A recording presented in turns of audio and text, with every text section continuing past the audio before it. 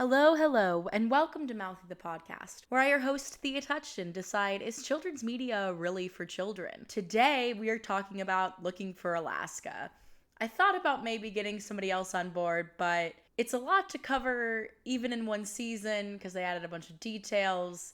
I also don't know how popular it is, and I'm going to be a bit emotional about it because this was one of the books my ex-husband and I bonded over when we were teenagers. So I just kind of want to do this to kind of let more part of him go. So yeah, here we go, looking for Alaska. Hopefully I don't cry. Anyway, so we've got Pudge over here, or his name is Miles. I don't remember his last name. I always want to call him Miles Davis, but they're not the same guy. And Miles Davis is obviously very cooler and probably more successful.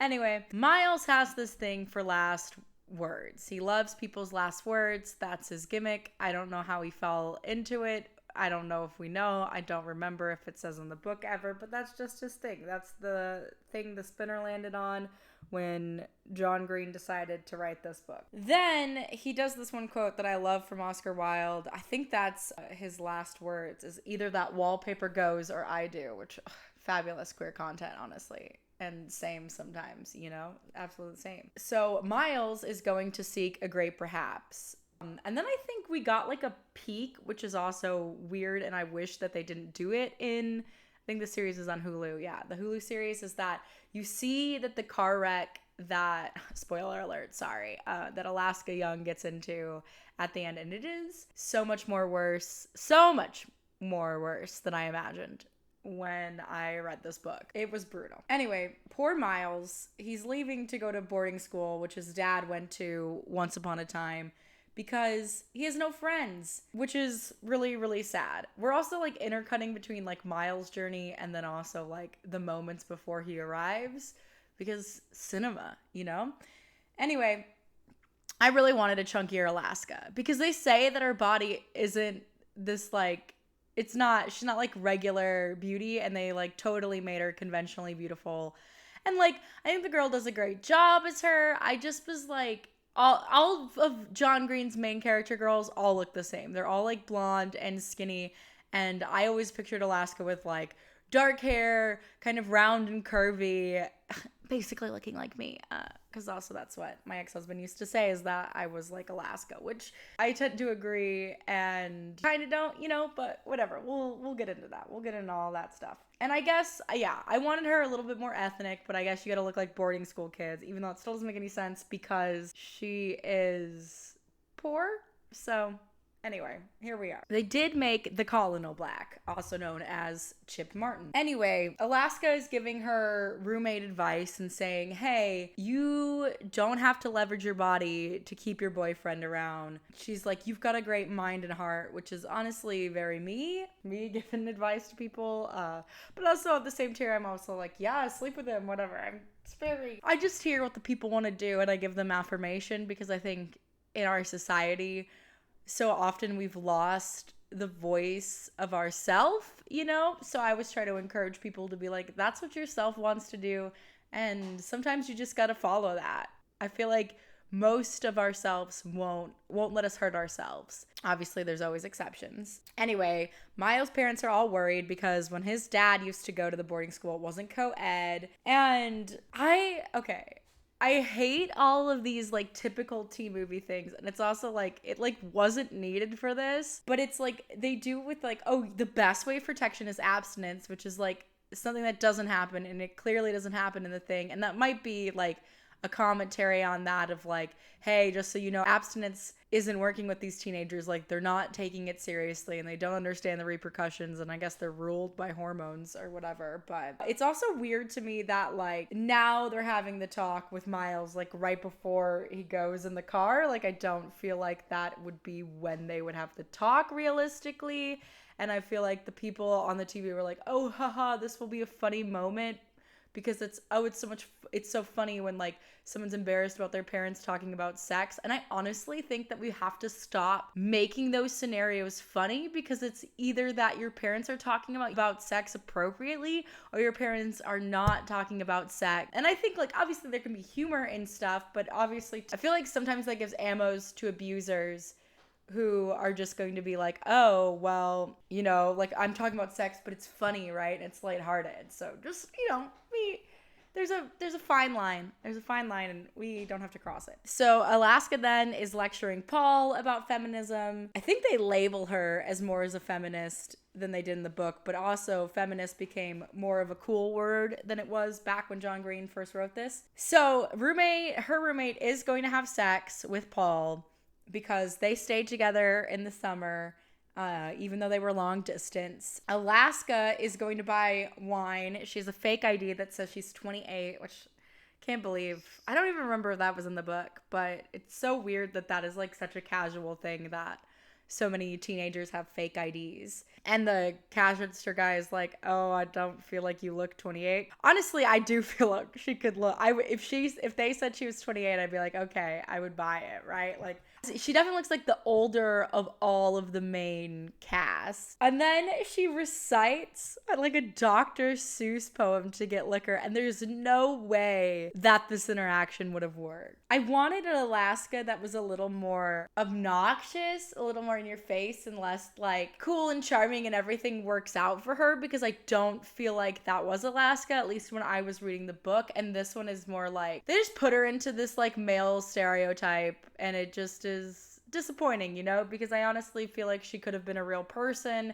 And I get that that's also kind of the crux of the book, but whatever. I still can't believe she recited Dr. Seuss to get freaking liquor and she gets it. Anyway, even though Miles doesn't have a cell phone, so I don't even really know if this is supposed to be like early 2000s. I don't really understand what the time period is, but you can only call via payphone, okay, right? That's how you can reach people. And it was so sad when Miles' mom is like devastated that Miles is like gonna be away from her, and she's like, can I make your bed? And it's so sweet. And I wish I had a mom like that. Oh, it kills me. And then he meets his roommate, the colonel, in a towel, which is embarrassing, yes. And then like the colonel asks him about like Robert Frost, and Miles is like, I haven't read Robert Frost, and I have a really hard time believing that he is the age that he is and has not read Robert Frost. I really like, that's like a super common one, I feel like, especially if he's reading biographies for last words. He's not come across Robert Frost. That felt so weird. They have no air conditioning in their thing because Sweatbuild's character, I don't know where they're at. I thought it was a school in Florida, but then they're just saying that Miles is from Florida. So I don't understand where the school is, and I don't think they really talk about it. But anyway, the colonel kind of explains his backstory, and he says that he's basically there because he wants to read books without getting beat up. And I feel really bad because I'm sure like in an inner city a black kid in school, or even honestly a black kid in school in most places, I feel like would get made fun of. A black boy especially would get made fun of for reading, which is really sad, and something that I didn't even really think about racially, which really like changed my mind, is like how much there's still like I feel like a discouragement for black students to read, because all of the US history and a lot of white people wanted to keep blacks ignorant and dumb, thus didn't want them to have access to books, which is like so terrible and sad. And I'm so sorry our country did this to you, even though like obviously I didn't have a say or things would go differently, but still sucks. Still, I feel so much empathy. So anyway, then there's the principal guy. His name is the Eagle, and he talks to them when they're carrying something heavy, which is kind of a funny moment. And he's just kind of lecturing Miles to be like, yeah, I know your dad was a big prankster. Don't carry on his legacy.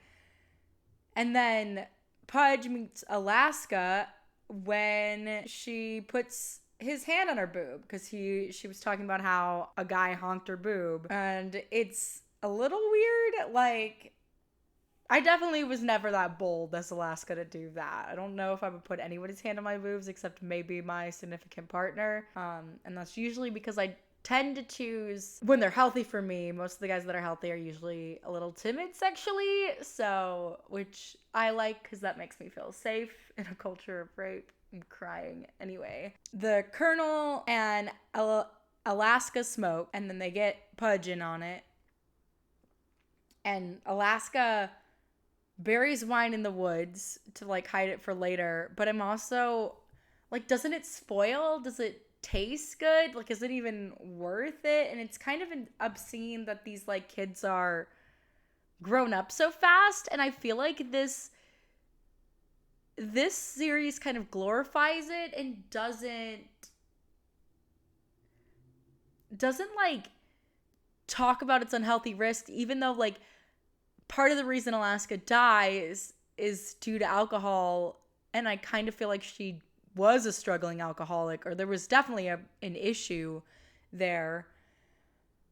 But anyway, Alaska's dating this college boy, which is also a little bit concerning. I don't remember what age she is. I think she's obviously 16 because she can drive. Maybe they're 17. She's got to be 16. And it's still weird to date somebody in college. I mean, I guess you're only 2 years older, but it's weird, right? Like, I would not, I mean, maybe he met her at 17 and then went into college, but I don't know. Either way, she hasn't cheated on him yet.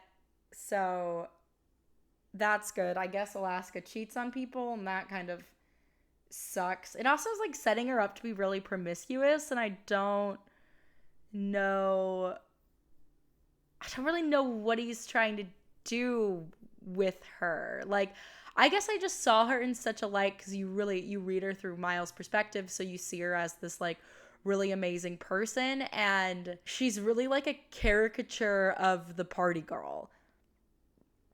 Anyway, so Alaska and Colonel tell Pudge that, if you get in trouble, the way to preserve and like be cool around here is to not rat, which is also like another terrible lesson for kids, because it's like, if you are in trouble, if there is something that's going on that isn't safe, you should tell, and you shouldn't do these things that are bad for you, because most adults in the situation really care about children. There are, of course, some really corrupt adults who don't, and all they care about themselves, and it's selfish, and it sucks, but most adults want children to be safe, so they're going to do anything to make that happen, and if you get in trouble, it's, like, not going to be the worst thing ever. I also don't understand why they're just, like, expelling kids right away at the school, but we'll get on to that. So Alaska gives Pudge the book about, hey, how do you get out of the labyrinth? And the Colonel has this girlfriend who hates him. I never really understood the relationship, and is very, very brief in the series still.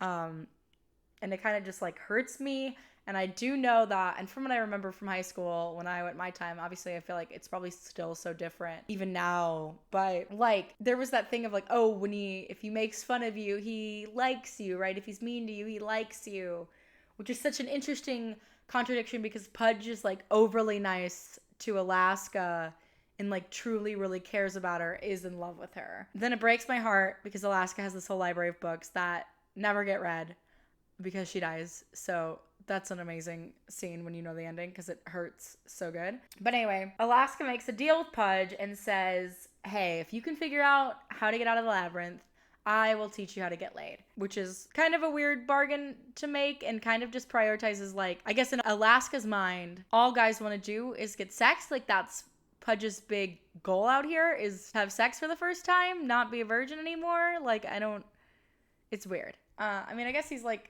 17, 16-ish, so that's about the time like I feel like that happens, which has been normal. Honestly, it happens so much earlier nowadays, and this makes me sad. It happened earlier to me, and way earlier without my consent, and it's just like very terrible that we're sexualizing children, and that children feel the pressure to be sexualized. But yeah, I don't think this film really helps, and I don't remember the book being about that. I felt like the book was about something more, but obviously the TV was like, let's make it about sex because that's what kids are into. And it's like, is that what kids are into?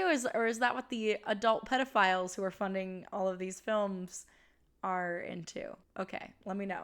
Anyway, so then Alaska's roommate gets busted for having sex with Paul and then gets expelled. Paul's so upset. And he's like, who ratted? And Alaska now has a bedroom all to herself. And I guess the thing ends up being that Alaska did that on purpose to just have her own place, which is like crazy selfish. I think that's in the book, but it is like, it's hard to accept that someone is that selfish that they're like, I'll just fuck up this person's education so that I can just have my own space. But I also understand being poor and wanting it and functioning better that way, but still, like, the evilness to do that is gross. So then we meet the professor with one lung, who's also black. They're bringing in the diversity slowly but surely to John Green. And they're going to talk about religions in that class. And they're searching for meaning. What will become of us when we are no longer... And then they call out Pudge for not reading women biographies. And that is, like, pretty true, because I think most of these quotes in the book are all from men. Hi, John Green, you feminist, you. Although I will say he's got... I think you remember the characters of, like, Alaska, and I'll do Paper Towns too. You remember, like, the women more than the boys. So I will say that for him. I will say for that for him as a writer. Anyway, the Colonel's girlfriend, Sarah, she's very good. The Colonel gets mad at her because she wants him to iron the shirt, which is a little bit weird. I feel like that's a little bit too controlling, but I also understand, like, sometimes a shirt is too wrinkly and needs to be ironed, and you don't really realize because sometimes you just put on a shirt and you don't really look at yourself in the mirror. But anyway, the Colonel didn't have any good role models either because he's kind of from an underprivileged family. So I think Sarah, in a weird way, feels like she's helping him kind of integrate into society more. And then the Colonel and Sarah are on a date. Three men wake up Miles in the middle of the night, and they wrap him in saran wrap, which freaks me out. I've had so many bad experiences with saran wrap. One of the saran wraps, we were in a torture scene, and they wrapped me first, and it was so hot. And then we were friends on the project, and they had weed brownies, and I, like, ate the weed brownies too. But then I got, like, really freaked out by the saran wrap. I think it just, like, triggered some rape stuff.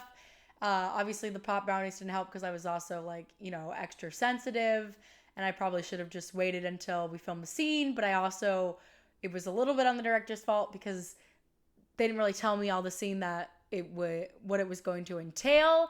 And also sometimes, like, in a high anxiety scene, having some weed is basically for me like a calming thing, like, and there's, like, a point sometimes when you are going that as an actor, you're, like, unleashing all of this stuff, and it's really raw, and it can be, like, really intense, you know, to go to that spot, and I can go there, and it's relatively easy for me because of my trauma. But this time I was, like, wrapped with nowhere to go, and I had only really known them a couple of times, and I had gotten, like, kind of a slightly creepy vibe from the director because he was kind of into, like, lore and, you know, like, witchcraft and pentagrams and stuff. And I was like, oh fuck, like, what if they are going to rape me, right? Like, I don't know these people. Now I'm tied in saran wrap. Like, I was like, what if this movie's not even happening? And, like, to this day I still don't have the footage, and I'm kind of pissed about it. Yeah, so then I, like, was crying in the saran wrap, and then I just kind of also leaned into the crying more because I was like, well, it's, like, perfect for this torture scene, so if it is a real movie. But I ended up, like, really freaking out because then they had to put, like, this big metal thing in the mouth because it was, like, a horror film, you know, and it, like, freaked me out, and I didn't know that, and it was just, like, we didn't establish, like, a comfortable bond enough. And then, like, the whole crew got mad, and I think there was this thing too of, like, was he trying to make, like, torture porn? And it was a very confusing movie time. Anyway, I'm so glad I joined the union and I don't have to deal with stuff like that because now there's things to protect you. But yeah, terrible movie things. The second time I had saran wrap was also non-union, and it was the character was supposed to be a mummy, which it sucks because in the script too, I think if had I known, because I'd already had the bad saran wrap experience beforehand, and ironically, I got cast with somebody who was also on that same set that I was, and it was also wrapped in saran wrap. But I had to, and I was like, so I was already triggered by the saran wrap, and had I known that they were going to do saran wrap instead of toilet paper, because they said she was a mummy, so it's a little bit weird to do saran wrap, but I understand, you know, it might have been cheaper or easier, but to keep together, I don't know. But anyway, we did that, and then the one actress didn't open the door enough because the door is kind of like one of those heavy apartment doors, and it closed, and it, like, basically tripped me up because I was in saran wrap. So I am terrible at saran wrap, but apparently that's my type as an actor, is to be cast in saran wrap. So awesome. But anyway, so three men wake up in saran wrap. Miles in the middle of the night, and then they throw him into the water, which is like great. And he's like fucking worried because he's like, please guys don't, are terrible last words. And then of course the swan that's in the lake is mean and like comes towards him and tries to bite him. And then I don't know, like Pudge misspeaks at one point trying to talk to him about how like he was like a mermaid because he like somehow got out of the lake, which I can't even believe that they did this. Like it is so wrong. And like they don't even like get punished. None of the kids say anything, and I hate the casualization of hazing. I really don't like it. But anyway, Pudge gets all gender correct and is like, oh, said mermaid, and is like, oh no, merman. And it's just I'm just like, who cares? You said mermaid, we know what you mean. I don't know. Sometimes I'm just so over like gender being so quick, but obviously like I'm they them, and my belief is like I don't think gender matters. Like obviously knowing your sexual organs for a doctor and the course of treatment, that's great, but other than that, like who gives a shit? Like we should be equal. But that's just where I'm at, not to offend you, and of course I'll always use your right pronouns. Also, the guy's pissed in the colonel's shoes, and it's just disgusting. Like I don't understand teenage boys. I don't even know.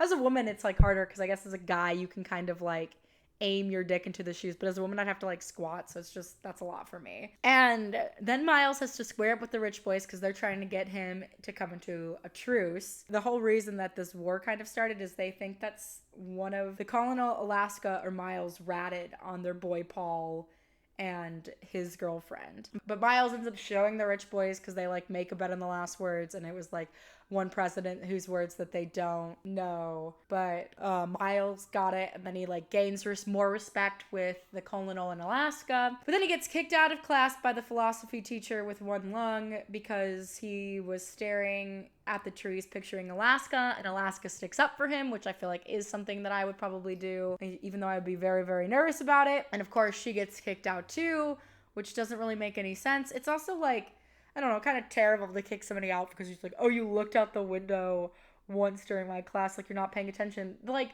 then close the window things. I also think you can look out a window looking at nature and pay attention to somebody's words. Like I don't feel like you need to look at somebody to pay attention to them. This is as a person with bad eyesight though, so I like get it. I understand that you can kind of get more nuances from looking at somebody, but that doesn't necessarily equate like understanding, because you can tell a lot by tone of voice and assumptions that we already give people. Anyway, the colonel does term papers for other students for cash money. Also terrible. I was doing homework for people for free. I should have been charging. So that's another one example of all the work that I put up for free and I don't get paid. So please donate to this podcast because I need money. So the colonel is saving up for the debutante ball, but his girlfriend is like, you can't go, like somebody else is taking me because you're not, country club, because he's black and the country club is racist. So then we meet Laura, who honestly, this actress made me like the character of Laura more than I ever did in the book. So congratulations. She was so charming. Like honestly, she became one of my favorite characters in the series. So Miles has to sit on Laura's lap because Alaska's car is full. And then I don't know who says it. I think it might be Alaska. It might be the colonel, but they're talking about Laura's breasts being perky and it's like underage and still sexualizing. And it's just like weird like that. And it's uncommented on in the Hulu thing that there's just kind of like some sexualizations of these children and they just kind of like leave it there and they don't say anything bad about it. And I mean, I guess like perky breast is a compliment, but for me, every time I think about it, it's just like a creepy photographer who, it's just gross. But the colonel does look nice in the suit. And so they get back the rich kids by moving all their stuff on the lawn. They put blue in their shampoo bottles for them to have like blue hair. They put blue like dye. And honestly, that's really good. I always remember that prank even from the book. I think it's so great, honestly. And then the rich kids don't like that, but they are like, oh, don't worry, we submit. So they fake them out, and then it turns out that they cut up the colonel's suit that he saved all the money for, which is so terrible. It hurts. It hurts. And then the colonel, when he goes to the debutante ball, he can't even sit with all the other kids. He has to like literally sit at a kid's table. Can't sit with the other people. But they get the rich kids back. And they put laxatives in their drinks so that they have to poop, which is also so highly dangerous and also uncommented on. And I understand that it's a show and stuff, but it's like no one's commenting on it. So I feel like we should have a podcast to say, like, if there are any kids that are influenced, like, hey, probably do not do this stuff. I mean, I don't feel like we should be that influenced by TV, but I don't know. My parents weren't around for me, so somebody's got to say something, right? They also do this crazy thing that's just insane, and ooh, it's gotta hurt, but they put in the stalls is like duct tape instead of toilet paper, which is brutal, brutal, brutal, brutal, but a genius prank, because pranks are basically now just hurting people. That's what pranks are now. And the colonel gets to escort his girlfriend because he took out the guy that was going to escort him. But the dad of his girlfriend, Sarah, won't let him take in and is like, oh, there's no world where you're going to escort my daughter on stage. And like, they like obviously added a race sort of thing going on to flesh out the show a little bit more. It doesn't super work. Like, it is something that's there, but it's like also this is like not what the show is about. And I don't know if we need to show more instances of how racism is corrected, not instances of racism, Hollywood. We need to show more instances of where racism gets put down, not where it's occurring, because I think we're all well and aware of how it is occurring. I mean, some people obviously, like my aunt is like, oh, it used to be like so much racist, right? And I understand that people don't understand the subtleties. However, the white dad coming up in a country club full of white people and saying to the black guy, there's no world in which you will escort our daughter, is not subtle at all and is clearly racism. Anyway, but it is like an interesting moment. I don't remember if this is in the book. I don't think that it is. But anyway, the colonel gets mad about all that. And the dad ends up escorting his daughter, which is also like weird. The dad's obviously a creep. But obviously it's like, it's not about the dad and it's not about the colonel and Sarah's relationship. I guess they're just kind of showing like why it wouldn't have worked anyways, so that you're not so sad that they split. But they also like split pretty fast. Like, it's a little bit weird to focus on this. I feel like there were other things they could have focused on, but it gave the colonel a chance to like shine as an actor, so I get it. Anyway, he burns the table that he was sitting at with matches, even though I think there were kids at his table. I don't understand. Very dangerous. But the sprinklers go off and it ruins Cotillion. And the principal ends up finding Pudge's keychain. And so he's questioning Pudge, and everybody's like, oh no, is Pudge gonna rat? Like, this is the new kid's first time, about loyalty. And Pudge says that he acted alone, even though he didn't. So they put Pudge on full trial, and then we learn that the principal is maybe being a little bit strict this year because his wife of 13 years left him, so he's going through some stuff. And the rich kids then come again with the truce, and Alaska hastily agrees, even though the colonel doesn't want to. He's like, what the fuck? But Alaska agrees because she's guilty, but we don't find that out quite yet. Anyway, his newfound friends help buy Pudge's sentence to be small, not expulsion or anything. They like paid off the other students that were on the board so that he can be free. I also have a very hard time believing that any school trial would have kids also on the board, but I guess like maybe that's their thing, is like kids have a say of how the school goes, and part of me likes that because I feel like kids should have a say. It's their education.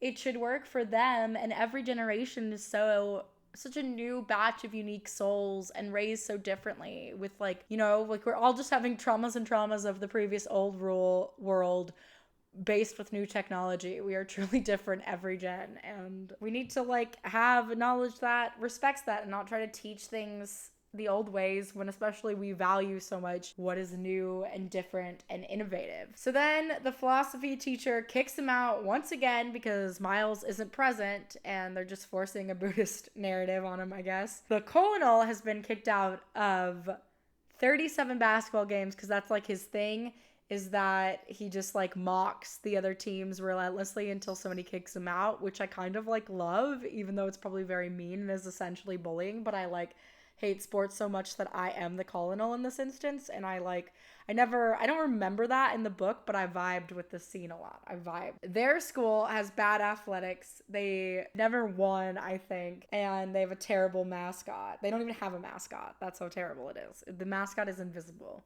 which is also very weird. I can't believe that like the principal doesn't put on like a a costume, I feel like somebody would do it because sports, the cult of sports. So Laura and Pudge are on this date and they kind of figure out that they don't really have anything in common. And they call the rich kids Abercrombie and bitch, which is really funny.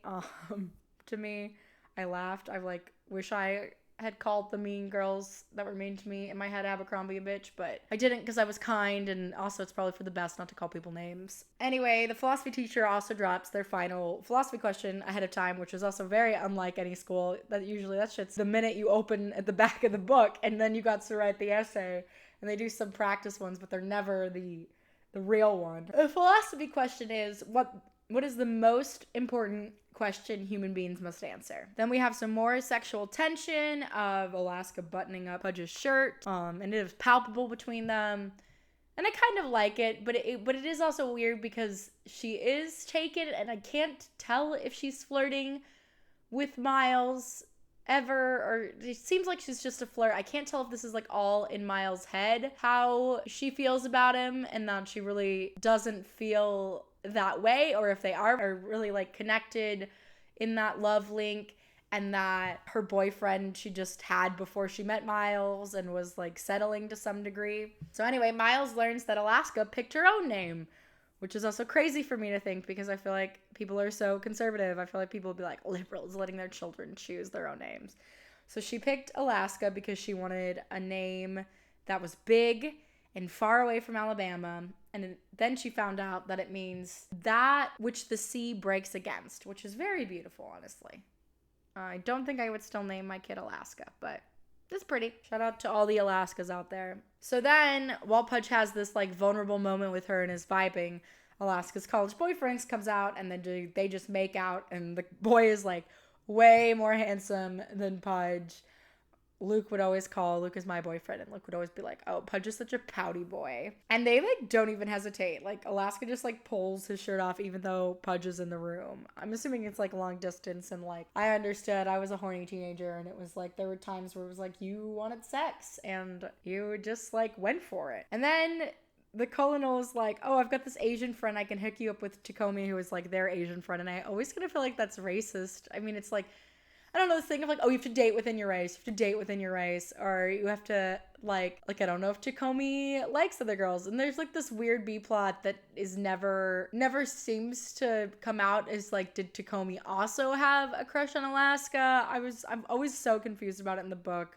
Obviously, I think this is like one of John Green's first novels, so it's, there's flaws. There's flaws in these stars. But anyway, so Paul transferred, and Pudge gets hit with a basketball, which concusses him on their like sort of half date because it's with a group. And then he ends up throwing up on Laura, which, oh my God, so embarrassing. I don't think I could ever talk to somebody again if I threw up on them. I'm already like embarrassed. There's only like one time that I threw up in front of friends, and I think the only reason it worked is because I didn't even remember it. Anyway, Paul calls, and the colonel's ex-girlfriend called Alaska a rat because she now has a single, and they're like making fun of her for having that. And it is revealed now to the main group that Alaska is the one who told that her friend was having sex. Pretty much did it because she got busted burying wine and was going to get expelled. So she like traded a story, which I also still don't feel like would have worked in a school system. They just simply would have both been expelled. And Colonel's girlfriend breaks up with the colonel because he won't say that Alaska is a rat, even though it's true. And she's like mad that he defends Alaska. And it is a little weird, and I don't know if she's jealous and also thinks that the colonel is in love with Alaska, and like maybe he is to a degree. Everybody's in love with Alaska apparently, and there is something like very likable about her. But anyway, Alaska goes to this college party, and then Laura is talking about how her dad, because she's with Pudge at the hospital because she took him because he's concussed, and she's talking about how like her family like immigrated over, and she likes hospitals because her dad was a doctor, so it kind of like reminds her of home. And then Laura became like super interesting in this scene, right? It was like whatever, and I think that's really cool that what Hulu did, because it's kind of one of the first things. It's like, oh, she like wasn't interesting to Pudge because Pudge is really interested in Alaska, And then we have the scene and it's like, oh, I am interested in Laura. Like, Laura's really cool. We just needed to know more about her. And that's the thing. It's like, and it's such a weird thing is like some people you fall in love with straight away. And part of it too is like Alaska is a person who like, she is who she is right out on the surface. And most people are like, Laura, like you have to dig a little bit, but there's still gold underneath. And it's very interesting that there's these kind of two dichotomies of that in the story. They also awkwardly see their philosophy professor at the hospital because he's got one lung and is obviously there a lot. Alaska ends up drinking so much at her college party, she throws up, and she meets this like cool girl who she thinks her boyfriend is in love with because this cool girl, doesn't put a book on her shelf until it's finished reading, unlike Alaska, who has this collection of books. And then Alaska gets into this kind of like self-doubt moment where she believes that her boyfriend deserves better than her, and maybe she's also questioning because she's starting to have feelings for Pudge. Miles, because he has a concussion, is supposed to be woken up every 4 hours, and Laura's like, well, you can sleep in my bed, and it's medically sound, so let's do it. But then Pudge sees Alaska at the gas station alone smoking and gets out of this green limo, which is Laura's car, because I guess her dad now owns a car company, even though he was once a doctor in their country. I don't know. It's weird that doctor applications don't transfer over.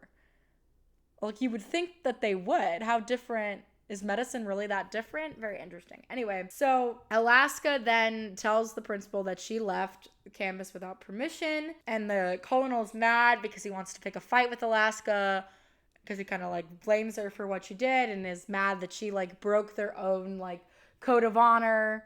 The colonel is honestly really immature, and I don't remember thinking him this immature in the books, but he is very immature in the series, which is fine. I feel like most boys at that age are. But Pudge is like concussed and is like, well, you can pick a fight with me if you want, Colonel. Also, I think in a weird way, trying to be very gallant and, trying to protect Alaska. And I love the fucking line that the Colonel says, and he's like, I can't be mad at you, you skinny little bastard. Oh my God, I love it so much. Alaska then is begging Pudge to stay for Thanksgiving, and his parents are so excited for her to come, and he just like disappoints them. And Jake calls when he's on the phone with his parents because he's been trying to get through to Alaska, but Alaska doesn't answer, which is super toxic. She should have answered and like broken up with him and finished. This is weird. Like, she's obviously also very immature. So Miles disappoints his parents and stays with Alaska, and they steal wine and watch porn, Bitches of Madison County, which I think is kind of a rite of passage. And honestly, I think is the way most men should be introduced with porn, is with the girl group of their friend that is like either already had sex in a loving relationship and tells them like, hey, this is what women like, this is what women don't like. And I feel like that should be normalized. Like, guys should have girlfriends that they can ask about girls, because this just makes everything function better. I hate like relationships that are like, oh, you can't be friends with any guys, you can only have girlfriends, you can only have guy friends. It's like, ugh, get that energy away from me. And Alexa kind of just analyzes porn and is like, oh, look, she's like making that woman an object, and she's like, oh, and they're going so hard, and with it seems like torture with like no kissing, and it's just like, I feel like that is now we're starting to give valuable information to the youth finally. Anyway, the philosophy professor catches them with wine, but he doesn't bust them because he's a cool dude, even though maybe he should bust them because they are underage drinking. And it will be interesting. I don't know if we have a lot of research about the prolonged drinking effects. Like, if somebody is binge drinking when they're 12, how are they going to be when they are like 30, right? Like, is it a problem that gets more out of control? So then we learn that the philosophy teacher is basically this old bachelor. He has no family. He hasn't spoken to his brothers because he's gay. Obviously, I don't think this was in the book either. We just kind of get more of a backstory on the black characters so that they're not one-dimensional, just there for diversity, even though most of their stories is just about their diversity, which is fine, right? I think these stories need to be told, but they're also, I feel like, very typical diversity stories. And it's like, like not every diversity story has to be about their race. It can be about like unique experiences to them as a person. Hopefully Hollywood figures it out. But anyway, so the professor is gay. He had AIDS. That's why he's sick. I don't know if this was originally John Green's idea. I don't know who wrote the screenplay. I should look that up. Yeah, he wasn't screenwriter on this, so that's interesting. Anyway, Alaska then breaks up with her boyfriend Jake, and Pudge and her sleep outside and hold hands. Then Dolores, who is the Colonel's mom, learns that Alaska and Pudge are alone and is like, no, we have to have them for Thanksgiving. And they have sweet potato pie, which sounds so yummy. I want it. And Alaska is like, well, it's a little bit sexist for women to do cooking, but I'd rather have good food than crappy boy food, which is hilarious. Some men are good cooks. But yeah, I have noticed, I think that I'm pretty good.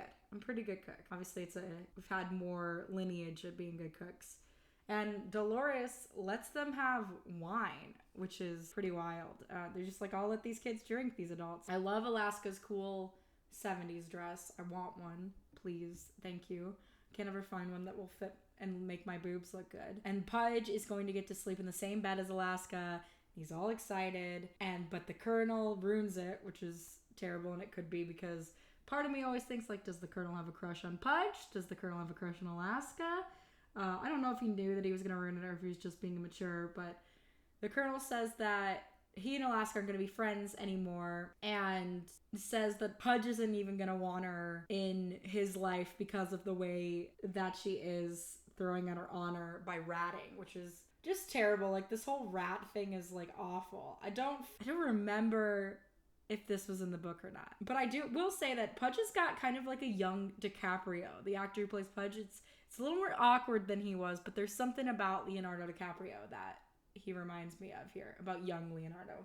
Older Leonardo's different. Then Colonel's mom comes and talks to Pudge and is like, this is a small trailer, so, like, don't do anything gross, essentially. Or don't, like, have sex with her. And then Pudge doesn't listen to that because he, like, tries to, like, cuddle and make a move on her. And she, like, throws him out because she's pissed and devastated by what the Colonel said and is, like, feeling her self-esteem torn. And then just tells Pudge, she's like, I told you not to ruin it, which is kind of not fair. Poor Pudge is, like, totally the innocent bystander in this, and it just makes everything worse. Like, he should have read the room better, but also he's, like, a 16-year-old boy, and, like, they don't know. This is, like, the first time he's having these experiences.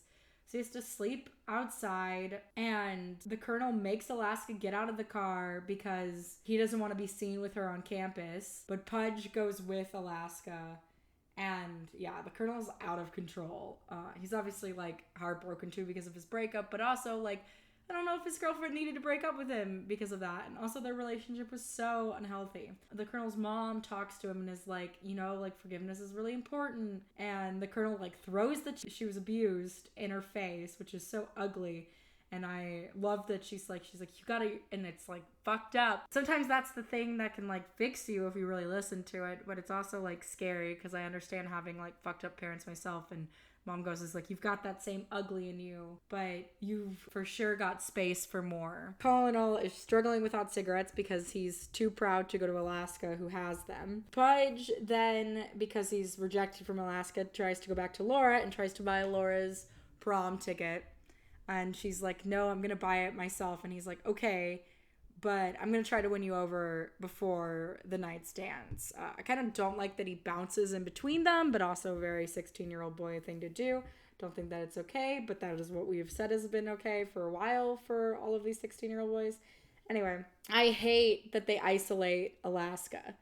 And she ends up bonding with the philosophy teacher who says that, things are going to change. And so she just kind of throws her heart into reading. But it's really sad that they, like, isolate her, because she clearly needs these friends. And, like, she made a mistake, but she's also, like, she's a 16-year-old girl. Let's use the same excuse me as her boys. Like, they're learning, And I feel like the integrity of character should be better than the mistakes. And I don't know if your friend should punish you for the bad things you've done. I often feel like the world already punishes you enough. Like, I am kind of realizing, like, you don't need to do anything extra. Like, I'm not necessarily a Buddhist, but I do kind of feel like karma is real. Like, the universe will give you what you put out. But then once the prep people, the rich kids, kind of find out, because they're on scholarship. That's how the Colonel and Alaska are on scholarship. Anyway, the rich kids who are not on scholarship and are going to that boarding her by choice flood her room. And they ruin all her books, and it's really sad. And Pudge doesn't want to help with the prank, but the Colonel is like, thinks that them reading the books has gone too far. So he is going to get them back. They're basically like going to submit terrible college applications to the schools that the rich kids want to go to, which is pretty genius, honestly. Like, terrible, obviously illegal, but really, really funny to me. Honestly, no harm done. I don't even think it should. They're like, they make a big deal at the end that it could like ruin the relationships with the college people, but I really don't think so. I feel like if I was college admissions and I read this, I would laugh my butt off. But anyway, Pudge isn't going to help because he's focused on being with Laura. So it's the Colonel, Takumi, and Alaska. And then Pudge ends up getting able to go to the dance with Laura, but he doesn't want to dance. And I don't understand this thing of like boys not dancing. Like, really, have we queerified dance that much? I feel like we've made dancing so cool you can do it straight or gay, but maybe not. Anyway, I think we should. It's so dumb. But just like, I don't understand. He should just dance anyway. That's what she wanted to do. So Takumi is wearing a fox hat so no one can catch the fox, but they end up needing Pudge's help. And so he has to like leave Laura's thing, and he like doesn't really explain, and he should have. So he like helps set off fireworks, which sound like gunshots, to kind of lure the principal away from the office because he's really scared of bad publicity, which is why he doesn't really like pranks. And then Pudge, of course, gets attacked by the swan again, and they all escape, and then they play best day, worst day. And Alaska says her best day was when she was 8 and at the zoo. Laura's best day was when she won a spelling bee, which was a really cool story. Colonel's best day hasn't happened yet because it'll happen when he buys a house. But his worst day was when his dad left. Pudge's worst day was when he scored for the wrong team. Laura's worst day was when they left Romania. She was mad that couldn't bring her dog and she had to leave it with strangers. And that would be so hard. Takumi's best day was virginity, and then his worst was his grandma dying. And then Alaska's worst day is the one that always wins because she saw her mom like jerking, having a seizure, and it was after the zoo, and she didn't call 911, and it ended up being an aneurysm. And she's like, everybody drink up, I win. And her dad blamed her for being a kid and not dialing 911. And she's like, well, 5-year-olds have done it, but she like froze and feels like guilty for that for the rest of her life. And it's such like this is a big philosophy question. I feel like is she responsible? And I feel like as a kid, had she been given that talk before? Had she been shown what to do? I don't know. I don't know if I at 5 or 8 even could have done that. And it's just, everybody doesn't blame her, but I can't imagine living with that. Yeah, that's really hard because she kind of feels like it's her fault. So Laura and Pudge are kissing. Alaska has to listen. And they kiss pretty much until their lips are numb. And Alaska, feeling sad, calls Jake. But the girl that she was worried about answers, and she assumes that they're cheating. And I don't know, it's kind of dumb because she totally wanted them to be together and then yelled at Pudge and ruined it. And it's just weird. I hate what she did. But people, I've definitely seen people do a lot of stupid things in romantic relationships. So basically, Chip the Colonel gets pretty much blamed for hacking the applications process, and they're saying what he did was fraud. Of course the black kid's gonna get expelled, right? And the principal's they were waiting for their chance to kick you out. Why did you give it to them? Which is kind of a big point, but also it's such a hard thing. Is so all of these white kids can not be vigilantes at all or do whatever they want, and the black kid acts like the rest of his peer group and then gets punished for it. So it's totally not fair bullshit. But Alaska's question is, how will we ever get out of the labyrinth of suffering? Which, I love, right? And I would also like to know the answer for. Comment your answer below. How will we ever get out of the labyrinth of suffering? I kind of assume it is to die. Her thing is always fast and hard, which I also loved her response to, but we'll get to that in a second. And anyway, so Pudge just kind of does what he did with Alaska. They watch a porno together with Laura, and Laura is like, oh wow, this is graphic, and then they ask Alaska to show her like how to give a blowjob to Pudge, and then Pudge gets a blowjob. For whatever reason, whenever I remember the book, I always think that Alaska gives Pudge the blowjob, but it's not. And this was like it's so funny to me. It's like the fact that he got a blowjob is what has banned this book from schools, even though like I feel like everybody in school was doing it. Very, very weird. But anyway, they're all mad because Cornell's going to get expelled, and it's pretty much all Alaska's fault, because if she hadn't ratted, they wouldn't have ever done all this like vengeance thing. And honestly, I don't know, like they didn't have to respond like it, right? But I understand kids think ridiculous things sometimes, but this is just like truly, I feel like they have no adult guidance, because it's like actually like you could have just like told on them, right? Ratted on them and then rat on their pranks until they can't do it anymore, but instead you guys chose silence. And then Laura and Pudge end up fighting over the Colonel leaving. And I don't even know if they break up. Like, but they just end up getting into a big fight. I don't think they break up. But Alaska ends up being there for Pudge. And they are like drinking and being like, okay, let's play truth or dare.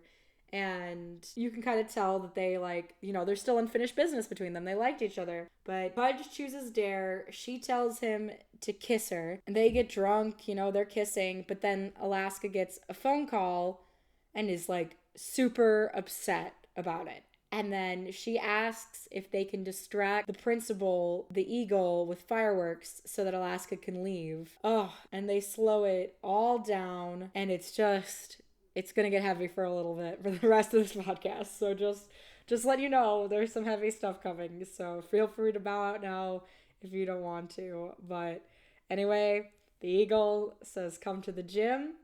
Colonel is like, where is Alaska? Because they thought that it was Hyde, their favorite teacher, the guy with the one lung. And Miles is just like sitting there, and he's like, Alaska's not here. We can't start without her. And because I guess the Colonel knows like, oh, when they call everybody to the gym, it's usually like bad news like this. And then, they have to start it because the person that they're all in the gym for is Alaska, and she's dead. And it is hard.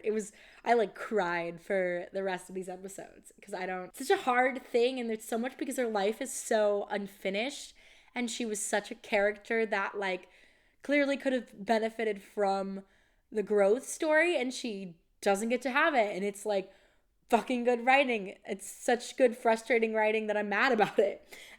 Thanks, John Green. Anyway, Pudge throws up, and he keeps just saying that she's not dead.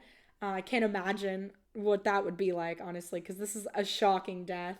And everyone is crying, and Pudge just thinks that it's a prank. But the Eagle explains that Alexa was intoxicated. She hit a police car without swerving, and the steering wheel crushed her chest, and she died. And Miles, like, won't talk to Laura, which is, is not great. I think they all should have banded together, and Pudge just, like, shuts down. I kind of almost feel like maybe he thinks talking to Laura is, like, some sort of, like, spiritual cheating, or I don't know what's going on, but it's really dumb. But I can also see that being the reason why. Also, he, like, kind of cheated on Laura, sort of. But the colonel is all like, oh, it was all my fault. I let her go, and is, like, taking the blame. But I also kind of hate that they started there, because in the book, they're like, no, this is a mystery. Like, she didn't die. She was either murdered. She either committed suicide. She died for a reason. And I like that in this one, they like go heavy-handed to their emotional fault and their response and the fact that it was their fault that she was dead. And in the book, they kind of like are just trying to figure out why. Like, they're trying to have some meaning for Alaska, and that kind of gets buried, which sucks because the whole title of the book is Looking for Alaska. And that is like the pivotal thing, is like it's all these theories about what could have happened to her. And that's the whole point, is like it's almost like the theories of what could happen to her take away from the actual grief of the death and allow them to cope more and come to the understanding that, oh, like this isn't easily figure outable. So, well, they remember that Alaska was like leaving because she was like that whatever she was doing couldn't wait until tomorrow, but she didn't say. And then they have this like irritating, but I also love it because it's exactly what would happen in a school situation. It's exactly why I was always afraid of actually really killing myself, even though I was suicidal, because I was worried everyone was going to pretend that they knew me better than they did, and that it was going to defeat the whole purpose of why I was killing myself, was that we weren't there for each other as a society. But anyway, this girl Molly is like, thinks that Alaska tried to speak to her in a diner in Morse code. And the colonel is like so sick of it. And is literally just says the thing. It's like, it's so terrible. It's so funny to me. And he's like, I can't believe Alaska had to die, but you live. And it's just like, fuck, but it's so funny. It's mean. It's obviously bullying, but I get it a little bit. Anyway, the philosophy teacher kind of bonds with them and talks about how he wasn't allowed at his boyfriend's funeral because they were gay and people are stupid and prejudiced, and it's awful. But I don't think he changes the final essay question, but he makes the students write an essay on Alaska's questions of how to get out of the labyrinth. And he leaves with this like brilliant thing the philosophy teacher also says. And the guy did a really good job who's acting this. And he says that everything falls apart, you know, and this will hurt, but you will survive it. And it's just a great scene. Just go watch it. If all you do is watch that one thing, I think it's just like really important to observe. It's very, very good. Then they go to Alaska's funeral, and obviously it's crazy because there's so many heightened emotions. And the colonel blames her dad and says that, you know, it's your fault. Like, you blamed the mom dying on her, and the dad is like drunk and sad, and that's probably where Alaska got her drinking problem from, right? And the colonel is just like laying into the dad, saying that she didn't go home because you're an asshole, and just yells at him that like he should have been there for her because this could have been prevented. Because definitely she had anxiety when she was leaving. Like, the whole reason that she did this is a result of like an anxiety attack, kind of like making her feel like she has to do something. And it's hard. And I mean, but that's the thing, is like her mom died, and that was a trauma that like kind of broke people apart, and we don't give people trauma-based skills to heal themselves. We don't really talk about what there is to do. And the colonel just like literally loses it and grabs the dad and is like freaking assaults him, who like lost his child. And the colonel's mom is like shook by this and so like devastated, and because her son just literally starts beating up this guy, which is not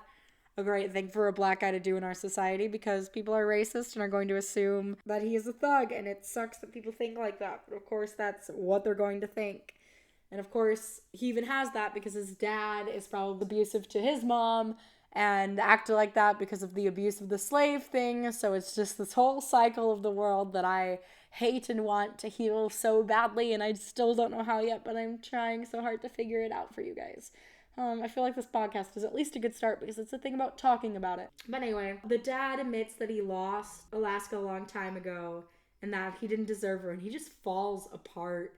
And it is just like really sad. It's interesting that they chose her dad to be fat, and she's like very, very skinny, Alaska was, and eating, it doesn't make sense to me. I feel like she would have been a little bit chunky too, which would make more sense for why she was more insecure with men, because there kind of wasn't that element of insecurity that I felt with her in the book, which made her really relatable to me as a teen girl. But now we can't make women insecure because they have to be powerful and everything, and it's like, you can still be insecure and still have your own power. I feel like facing your insecurities is powerful. And it's like almost dehumanizing to pretend that girls aren't insecure. Like, the society has forced us to be insecure, and I like want more characters dealing with it. But I'll just write them. It's fine. It would be cool if I like had some help out there, but it's fine. I'll just write them. I'll just do it myself. Whatever. Anyway, so it then ends up being revealed that Jake was the phone call because it was 2 years that day, and Miles ends up thinking that she was just feeling guilty for Jake because she was kissing him, and that she like ran off to him to talk about it. But Jake kind of thinks that Alaska liked Miles more, and they'll just never really know the truth of why she was going. But I think in the end they figure it out that she was going to put flowers on her mother's grave, and that's why it was like so important to her, which is so hard, you know. But it takes them a long time, and like obviously I said, this part kind of gets buried because they add in all of these emotional flavors, which are also like beautiful in their own right, but it's not the book, you know. It's not this particular story, even though it does like kind of flesh it out more and takes it from being as young as they were, because they spend so much of the end book. I remember it being like, was it an accident, was it suicide, and was it a combo? And I kind of feel like part of it was a combo because she was like super drunk, and they like look and they're like, oh, she did have like some signs of being suicidal, because it's clear that she like was depressed, or I don't think she would have gone to like cigarettes and alcohol and breaking these rules and like wanted to be alone. Like clearly she was having some mood instability issues, which also I think just happen in teenage girls due to the fact of like our periods in general. It's insane. And also we're like told to eat a bunch of foods that make our periods worse, and it's just, oh, we're stuck. But anyway, hopefully we're gonna get better at that. So they try to test it out to kind of see what would happen. So they get the colonel as fucked up as possible, and they have to get his blood to 0.21, which I think is like severely drunk. And it's crazy that our blood was even up to that and that she was that drunk. I think she was like drinking when she was driving, if I remember the book. I can't remember if that's how it was in the series. I've only really watched this once. I don't think I could do it again because it's too sad, given that it has such like an interesting place in my heart, being something that my ex and I really bonded over. It was like our thing. So then they end up going through Alaska's room with stuff, and that's like when they learn about that it was the mom's anniversary of death, and like that's how she met her boyfriend. Is I think they both met at a graveyard, which is such a goth emo way to meet, and I love it. I also wish she was kind of like prep in this movie, and I wanted her to be more edgy because that felt like what she was. Maybe that's what I imagined, and obviously we just like only do goth characters ironically in television for whatever reason. I don't like the way that they did the delivery. They like did it to his parents with Miles, because Miles is like leaving the school because he can't come back with after Alaska's done, which I understand. I don't think I would have came back at all because it's just, that would have been just too hard. I would have been like, I quit, like I'm homeschooled now, I'm dropping out of college, I don't know. I would have just like shut myself out if the person that I was crushing on died like that. So I'm also very proud of myself that I didn't go through with suicide, and grateful to the people who saved me, because I would have hated to be that person for somebody. So this is just another reminder, like, hey, don't kill yourself, because you don't want to be the person that makes other people give up on their life, right? You want to be the person that makes people want to continue with their life. And that's like the strongest thing. Like if you're feeling suicidal and you choose to live, that is the strongest thing you can do, and you doing that is, you're like the bravest person alive. So congrats. Like you deserve so many medals and cookies if you want. But yeah, I hate the delivery of I was rain and she was a hurricane to his parents, because it's just feels so forced. But I get it, because it is like one of the more memorable lines. And his parents are just very concerned, but he like doesn't want to forget Alaska. So it's this like grief as a remembrance tool, which is such an interesting thing, you know, so many moral conversations you could have even on that, because I definitely think that grief can transform into like a happy memory. Like I even feel like now it's happening. Like I'm a bit sad on myself that it's like, oh, I wish I did some of these things that helped myself earlier, but like I didn't know until I knew.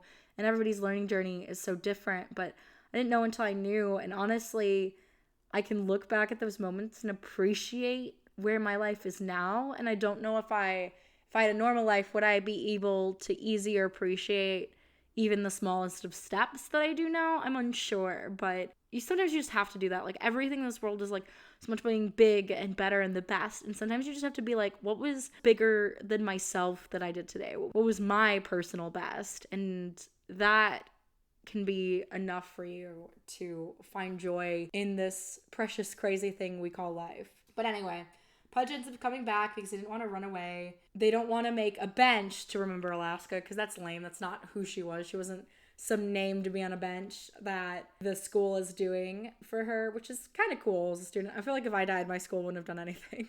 I hope that if I do die of suicide, somebody just takes any money that I've saved up. Although I'm worried that if I did die of suicide, it's because I didn't have any money saved up, but I based on myself, put it in a fund and give it to somebody else. You know what I mean? Like, I just want to help other people. But anyway, they want to remember her by a memorable prank, which honestly, this prank is so good on the show. It like made me laugh, cry. And so they tell the Eagle that they want to get this doctor to speak who's opposed to teen sexuality. And the Eagle is like, oh, that sounds like a good idea, right? Like abstinence is great. We don't want any horny teenagers and people getting pregnant and me getting in trouble.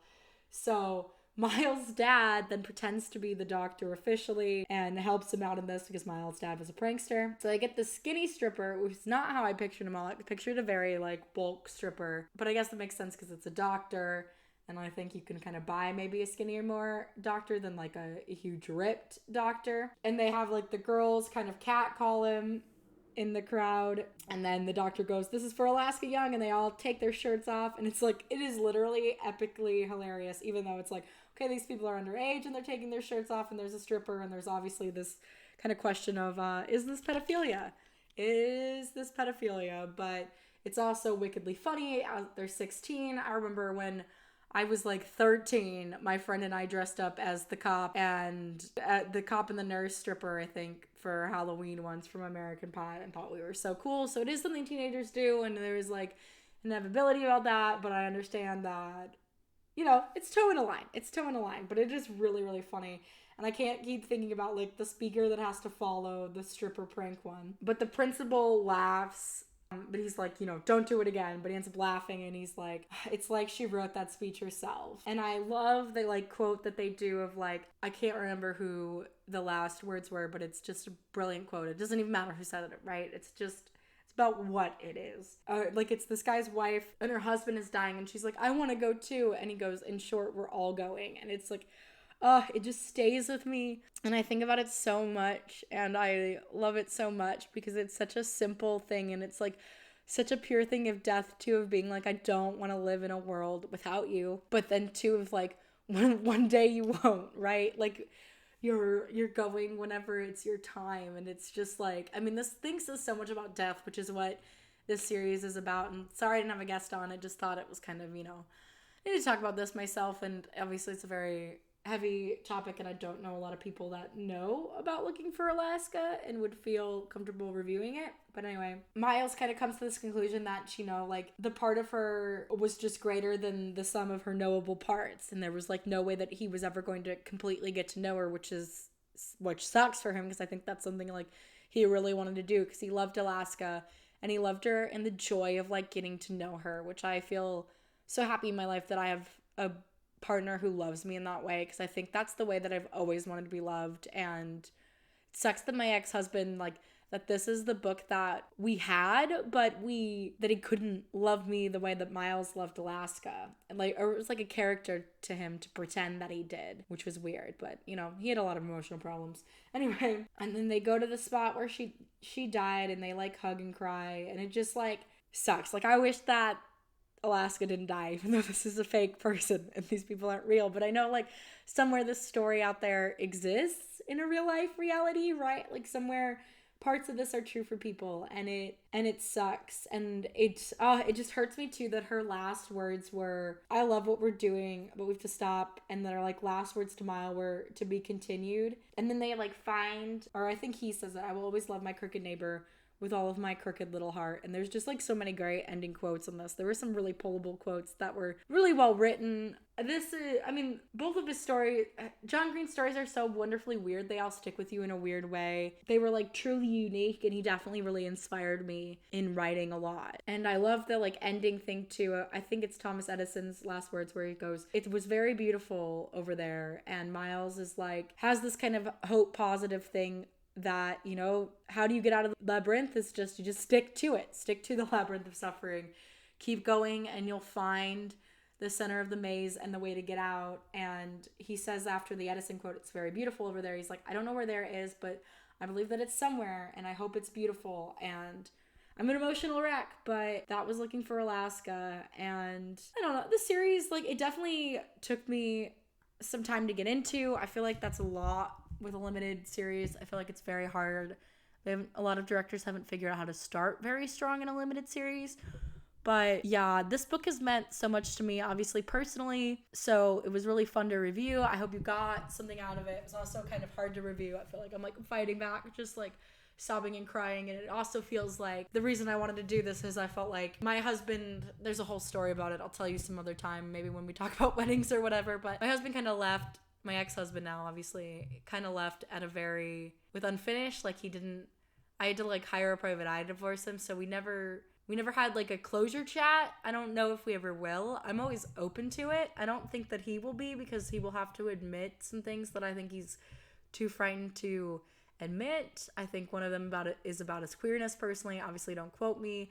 I could be wrong, but that's what I got, and I feel bad that that's the path that he's going to choose in 2021, which is probably like one of the most accepting gay times there has been in centuries. And it's just like, I don't know, it breaks my heart a little bit. But I felt like by keeping, I'm gonna have to do all the John Green stories because I can't think about John Green and not think about my ex-husband. But Looking for Alaska, I just have to let it go. Like, I can't keep its space in my brain anymore because it makes my heart hurt. I don't know if you have stories like that, but I wanted to talk about it just because I'd be interested to see. So comment down below or reach out to me on any of my platforms to tell me what you think. Do you have stories like that where it's like you bonded so close with somebody, you like, they are changed. They are so shaped by the person that you shared the story with and bonded over the story with. Thank you guys so much for listening. We're closing in on the end of our series now. I think it's mostly going to be just me because I've been kind of busy and definitely just kind of going through some stuff. I had a big job and then I lost the job. Not really for my own, but I was getting into a groove and I am craving some stability and more paying creative projects, but I'm still like getting myself organized with my health stuff, and that's just been a challenge, and it's very frustrating and tedious, and I want it to be over, and I know that it'll be over someday, so it's just a matter of hanging in there. But please, if you like this, please consider donating. All of my donation links are down below. I also have obviously all my social networks. If you can't donate, leaving a follow or even a couple likes on photos or comment, all of that would really help, and sharing this podcast with people that you like and telling them to check me out. All of that is so appreciated, and you're so wonderful. I think we're going to do probably Soul and the Series of Unfortunate Events on the season. Don't quote me yet. I still haven't nailed down my guest for Soul. He might be my last guest of the season, but we will see where it's all going. Thank you guys so much for listening, and I'll see you next Friday. Have a good one.